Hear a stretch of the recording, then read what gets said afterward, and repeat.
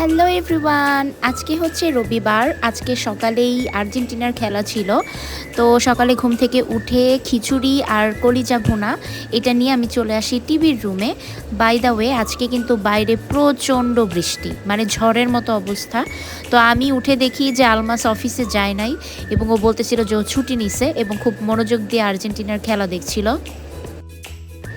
ওইদিকে বাড়ি থেকে বিভিন্ন শাকসবজি, ফল, কাঁঠাল এগুলো আসছিল এবং সাথে ছিল কটকটি। এটা বগুড়ার স্পেশাল একটা ডেজার্ট টাইপ আইটেম। তো আলমাস বলছিল যে চলো এটা একটু ট্রাই করে দেখি। তো যাই হোক, এরপরে আবার আম্মু একটা খেজুর খেতে দিলেন, যেটার নাম হচ্ছে শুক্কারি। তো প্রথম দিকে একটু শক্ত লাগলেও পরে দেখলাম এটা অনেকটা গুড়ের মতো। আর এই তো এটা হচ্ছে বাদাম সহ কটকটি। এটা হচ্ছে একটা ডেজার্ট, এটাও খুবই মজা। নর্মালি আমার আর আলমাসের এখন উইকেন্ড মিলে না। ওর শুক্রবারে বন্ধ থাকে, আমার শনি রবি। কিন্তু আজকে ও ছুটি নেয়ার কারণে সামহাও দুইজনই বাসায় আছি, তো এটা তো খুব ভালো একটা ব্যাপার। তো এরপরে গোল্লা, মানে আমাদের উনাইসা বাবু, ও আমাদের রুমে ছিল। আর এই যে খেলনাটা দেখতেছো, এটা গতকালকে ওকে কিনে দেওয়া হয়েছে, ওর প্রথম খেলনা বলা যায়। এবং এইটা কিন্তু ও খুব বেশ মজা করেই খেলছিল এটা দিয়ে। তো এই হচ্ছে বাইরের অবস্থা। তখন মনে হয় 12টার মতো বাজে। তখনও যথেষ্ট পরিমাণ বৃষ্টি ছিল, তবে সকালের তুলনায় কিছুটা কম ছিল। তো এখানে বাচ্চারা ফুটবল দিয়ে খেলছিল আর নাজরি আপু বলছিলেন যে এদের কি আব্বু আম্মু নাই, মানে এদেরকে বকা দিচ্ছে না, এই বৃষ্টিতে ভিজে তো ওদের ঠান্ডা লাগবে। তো নাজলি আপু আবার আমাকে বারান্দায় ডাক দিল, বলল যে একটু পাশে এসে দেখো কি অবস্থা। অ্যান্ড এটা হচ্ছে আমাদের পাশের বাড়ি। কি একটা অবস্থা, পুরো মানে নিচতলা ভরে গেছে পানিতে। খুবই বাজে অবস্থা। আর চট্টগ্রামে তো আরও খারাপ অবস্থা। তো যাই হোক, পরে আমরা লাঞ্চ করতে বসে যাই। আজকে লাঞ্চেও আছে খিচুড়ি আর সাথে কলিজা ভুনা, যেটা আম্মু সকালবেলায় রান্না করেছিলেন। আসলে বৃষ্টির দিনে খিচুড়ি খেতেই ভালো লাগে। এছাড়াও ছিল চচ্চড়ি, পাট শাক আর ডাঁটা শাক।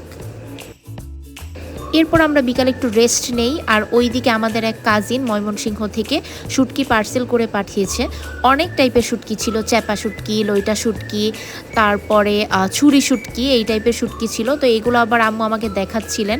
বক্স বক্স করে এগুলোকে আলাদাভাবে উঠিয়ে রাখতে হবে ফ্রিজে, নয়তো নষ্ট হয়ে যাবে। তো আম্মু আবার আমাকে খুলে খুলে দেখাচ্ছিলেন কী কী টাইপের শুটকি আছে।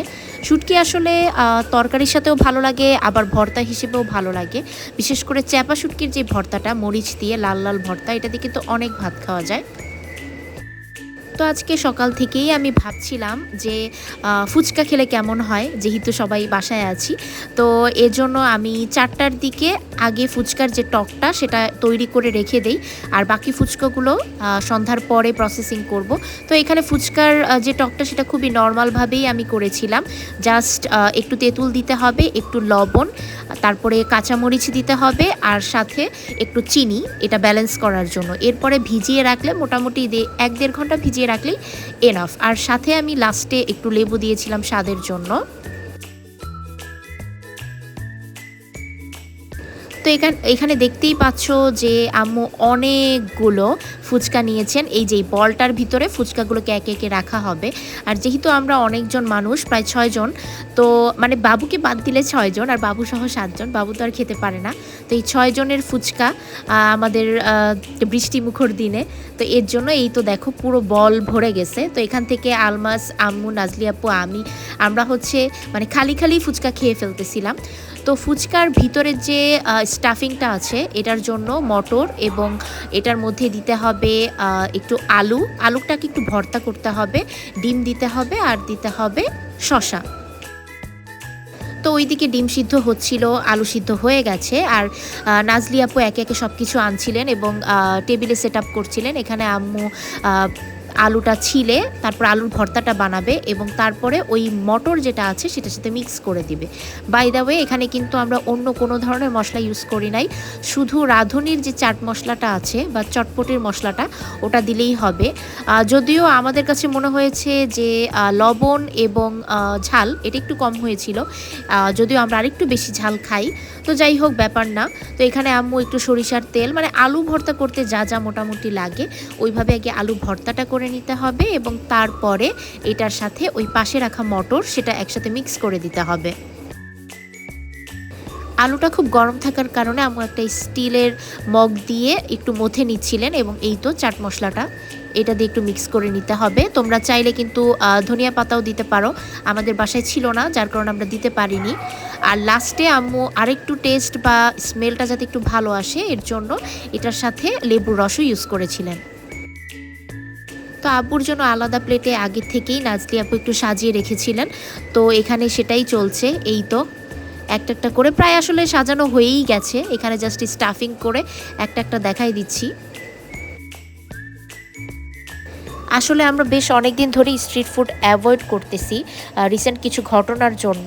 তো ফুচকা যেহেতু সবারই ভালো লাগে, অনেক দিন ধরেই আসলে ফুচকা ট্রাই করতেছিলাম না আমরা, এর জন্য হঠাৎ করেই মনে হলো যেহেতু সব কিছু বাসায়ই আছে তাহলে ওয়াই নট বাসাতেই ফুচকার আয়োজন করা হোক। ভাইয়া কেবলই অফিস থেকে আসছিলেন, তো উনি গোসলে ছিলেন, উনি বললেন যে আমি একটু পরে খাবো। তো আমি আবার আলমাসকে ডাকছিলাম, ও গেমস খেলতেছিল পাশের রুমে, পরে আম্মু ডেকে নিয়ে আসলো। এই তো মানে ও বসার আগেই মানে টক দিয়ে খাওয়া শুরু করে দিয়েছে। ফুচকা আসলে এমন একটা জিনিস যে এটা খেতেই থাকবো কিন্তু মন ভরবে না পেট ভরে গেলেও। তো আজকে নাজরি আপু বলতেছিল যে আজকে হচ্ছে আসল পরীক্ষা। আজকে মেনলি আলমাস থাকার কারণেই আমি ভাবলাম যে দিনটা একটু শ্যুট করি, যেহেতু ও আর আমি একসাথে একই দিনে বাসায় সারাদিন থাকি না। তো এই তো দেখা হবে অন্য কোনো ব্লগে। টাটা।